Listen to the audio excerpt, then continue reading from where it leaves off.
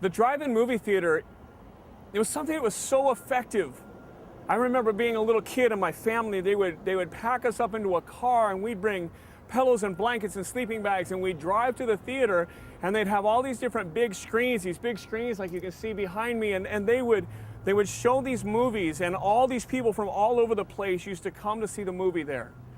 And I remember we'd sit in these long lines of cars and wait and get in, and we'd drive through that really weird parking lot with the ups and downs so you could get positioned just right to watch a movie. But now think about today. Today with Netflix and movies on demand and cable channels and all the different things that we have, nobody goes to the drive-in anymore.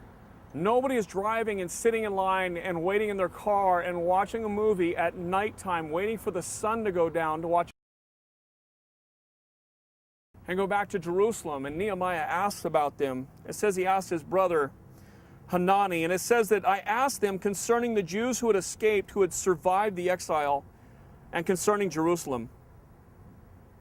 And they said to me, the remnant there in the province who had survived the exiles in great trouble and shame, the wall of Jerusalem is broken down, and its gates are destroyed by fire.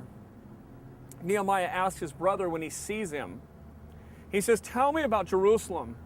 And he says, the people of Jerusalem are in great trouble and shame. The walls have been broken down. Their gates are burned with fire. I saw this part of the building, and I just wonder, when this was originally built, I bet it was beautiful. I bet this was an amazing drive-in theater.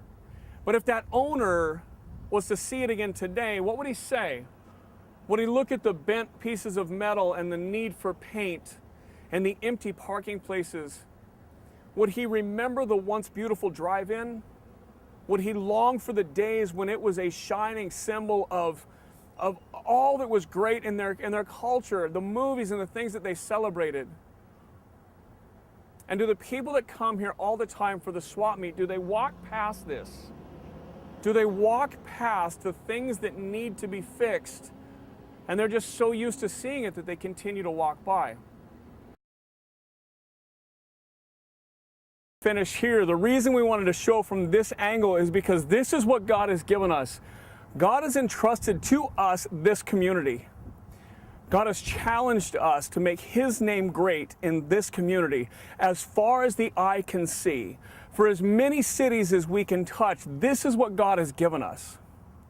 Nehemiah begins this by talking to the people in Jerusalem, and he says this, come, let us build the wall of Jerusalem, that we may no longer suffer derision.